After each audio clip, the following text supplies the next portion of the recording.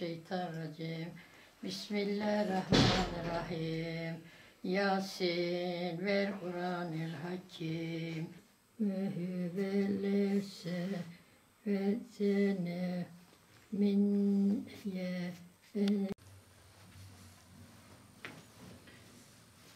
Hacı.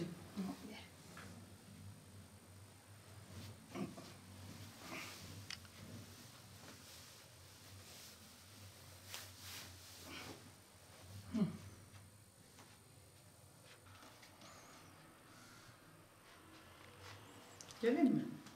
Tamam.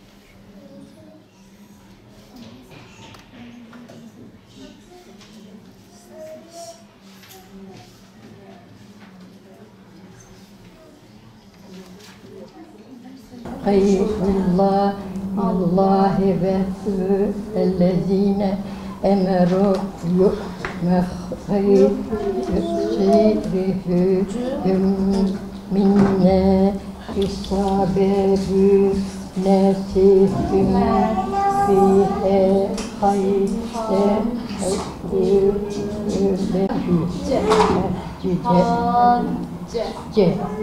Minünne. Minünne. Nün. Çok şükür elhamdülillah.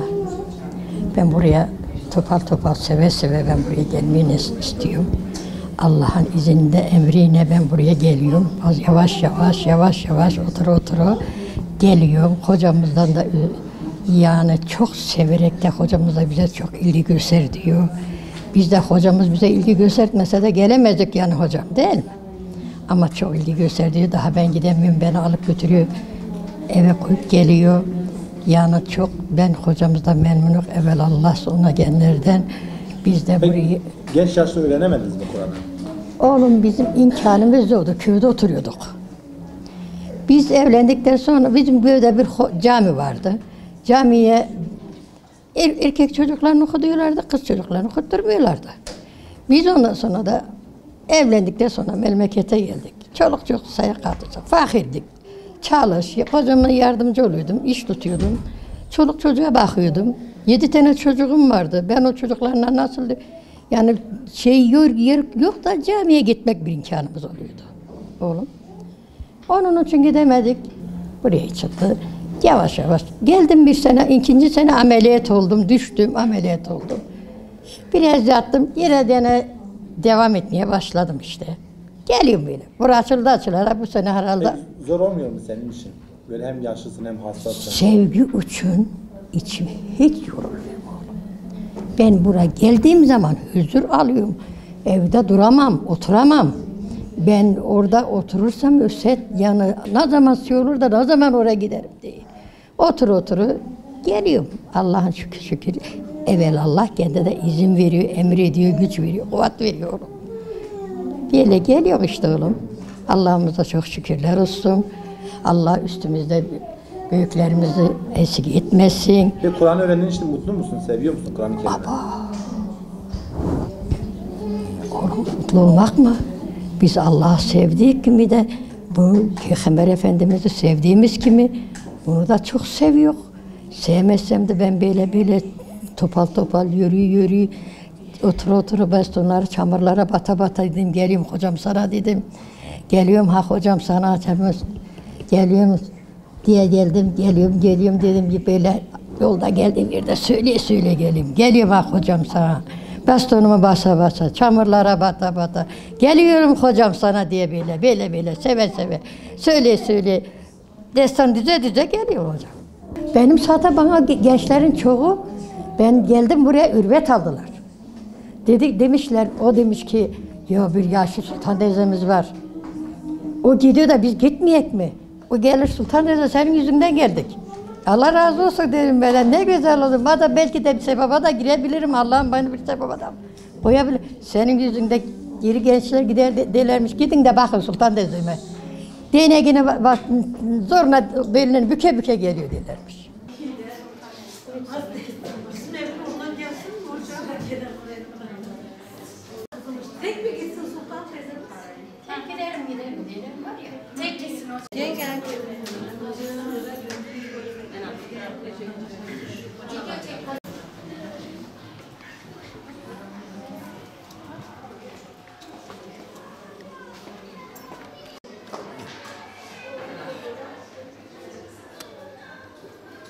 Amaç örnek alsın.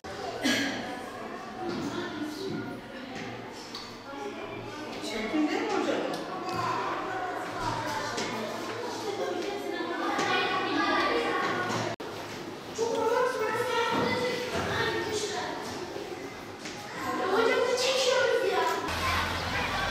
Bizim evin önüne gideceğiz, oradan geleceğiz. Evin öbür tarafta hocam.